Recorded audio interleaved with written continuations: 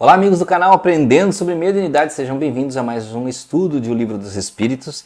Na semana passada nós entramos no capítulo aqui Os Três Reinos, falamos sobre os minerais e as plantas. Quem quiser pegar lá atrás é só voltar no vídeo da semana passada. Quem chegou agora, tá? Opa, tem um estudo do Livro dos Espíritos? Tem a playlist toda lá para você começar desde o começo. Este vídeo é o número 117, mas tem desde o primeiro em sequência para você acompanhar, tá? E você pode assistir quantas vezes quiser de novo, né? Para poder entender o assunto. Então agora nós vamos aqui no capítulo Os Três Reinos para os animais e o homem, tá? E Kardec começa aqui na questão 592 nesse capítulo. Se compararmos o homem e os animais com respeito à inteligência, a linha demarcatória parece difícil de ser estabelecida, porque certos animais têm, a esse respeito, uma superioridade notória sobre certos homens. Essa linha demarcatória pode ser estabelecida de maneira precisa? Olha a pergunta que Kardec faz, né? E o Espírito de Verdade responde o seguinte: sobre esse ponto, vossos filósofos não estão quase nada de acordo. Uns querem que o homem seja um animal, outros que o animal seja um homem. Estão todos errados. O homem é um ser à parte que se rebaixa, algumas vezes muito baixo, ou que pode se elevar bem alto. Olha que interessante a resposta, né? Fisicamente o homem é como os animais e menos dotado que muitos deles. A natureza lhes deu tudo aquilo que o homem é obrigado a inventar com sua inteligência para suas necessidades e sua conservação. É verdade que o seu corpo se destrói como o dos animais, mas seu espírito tem um destino que só ele pode compreender, porque ele é completamente livre. Pobres homens que vos rebaixais abaixo da brutalidade, não sabeis vos distinguir? Reconhecei o homem pelo pensamento de Deus. Então veja que ele dá uma explicação muito interessante, né? Que muitas vezes a gente diz assim, o homem é um símio, né? O homem é proveniente do macaco. Realmente nós temos ali uma parte do nosso DNA muito semelhante. Mas veja, nós temos um diferencial, né? Nós temos certos diferenciais. Por exemplo, os animais eles costumam ter um sentido muito apurado e a maioria dos outros sempre deficiente, né? Então, por exemplo, a águia enxerga muito a distância, né? É o tubarão que consegue sentir na água lá a quilômetros uma gota de sangue. O morcego que consegue ter ecolocalização, né? Consegue ouvir. No entanto, ele é cego, né? Praticamente cego. Então, todos os animais eles têm geralmente um sentido muito bom e os outros mais deficientes. Então, não são superiores, mas são de uma classificação específica. O homem, ele tem a diferença que ele consegue pensar sobre o seu futuro, ele consegue raciocinar, ele consegue elaborar. Por exemplo, a arte. A arte é uma capacidade que os homens têm, né? De definir. O animal, até hoje em dia, tem gente que faz vídeo lá do animal ensaiando, lá, pintando coisas. Então veja, ele não está pensando artisticamente, ele não está inspirado. A inspiração é uma coisa do ser humano. Mas o animal ele pode copiar movimentos. Ele pode observar um ser humano e fazer coisas semelhantes. Tá? Mas quem recebe inspiração artística é o homem. Né? Não dá para você chegar para um macaco que pinta quadros e dizer aí, faça uma paleta de primavera. Ele não vai ter condições de elaborar essa paleta de primavera. Né? Mas vejam que existem esses diferenciais. E o homem pensa no futuro, ele raciocina, ele consegue imaginar o futuro, ele consegue planejar, tá? E trabalhar mais colaborativamente. É claro que, como o Espírito de Verdade fala, existem homens que se rebaixam abaixo do animal, né? Que são brutais, que são grotescos, né? Que são bárbaros. Mas vamos continuar aqui. 593. Pode-se dizer que os animais não agem senão por instinto? E ele responde, isso ainda é um sistema.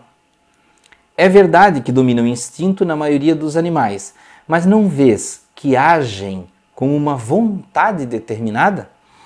é da inteligência, embora limitada. Então veja que a gente vê, nós vemos no mundo dos animais um certo trabalho coletivo, os leões caçando, coisas do tipo, né? Alguns animais usando ferramentas rudimentares, como por exemplo uma pedra para quebrar um coco, uma castanha, né? E aí tem algumas coisas de Kardec aqui, umas considerações. Além do instinto, não se pode denegar a certos animais atos combinados que denotam uma vontade de agir com um sentido determinado e segundo as circunstâncias. Há, portanto, neles uma espécie de inteligência cujo exercício é mais exclusivamente concentrado sobre os meios de satisfazerem suas necessidades físicas e proverem a sua conservação.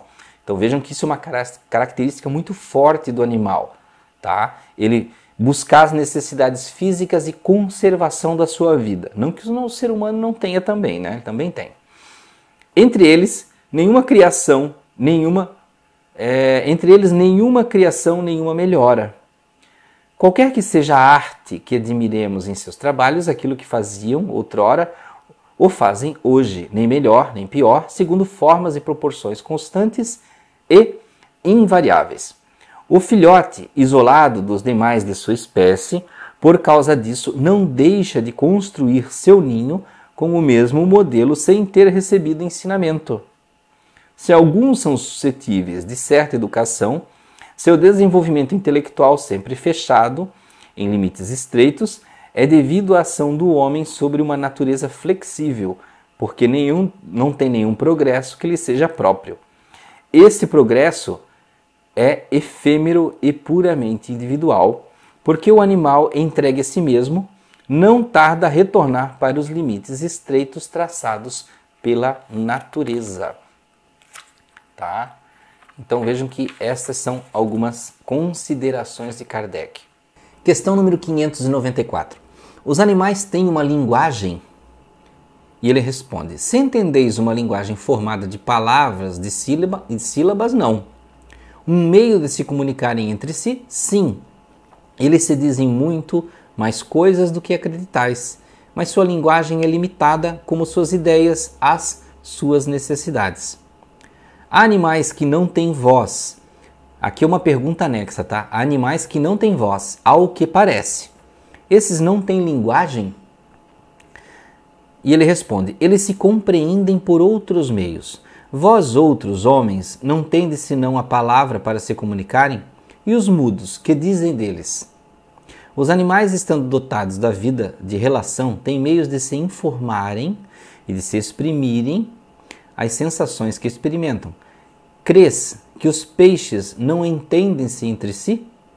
O homem não tem, portanto, o privilégio exclusivo da linguagem, embora a dos animais seja instintiva e limitada pelo círculo de suas necessidades e de suas ideias, enquanto que a do homem é perfectível, que se presta a todas as concepções de sua inteligência.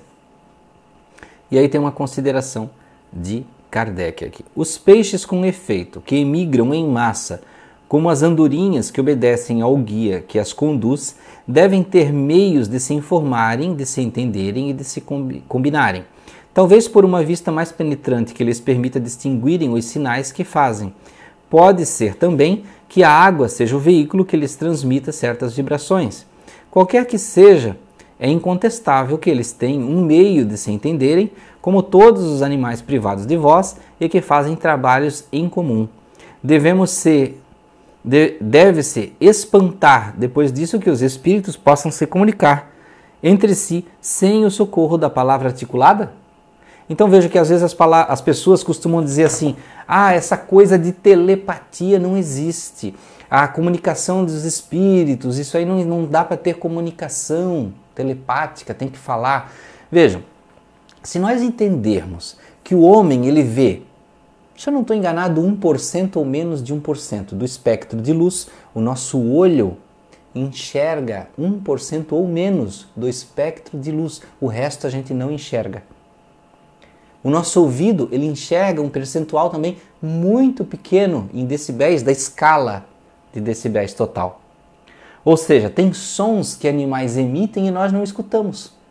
Só eles ouvem. A conversa, tem lá a conversinha entre eles, né? e só eles se ouvem.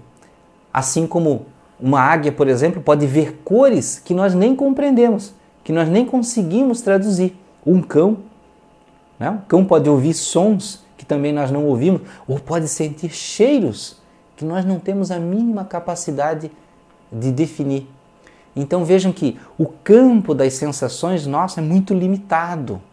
Apesar de nós termos conhecimento, a racionalidade é limitada. Então por isso que quando alguma pessoa diz assim, eu não acredito nisso porque eu não vejo.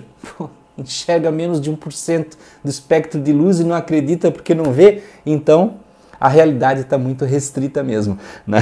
Então, vejam, meus amigos, que o mundo dos animais é muito diverso. Bem, essa parte aqui dos animais, ela se estende mais um pouco, tem perguntas bem interessantes aqui sobre os animais depois da morte e coisas do tipo. Então vamos deixar para o próximo estudo, vamos continuar na 595. Até lá o próximo estudo do Livro dos Espíritos.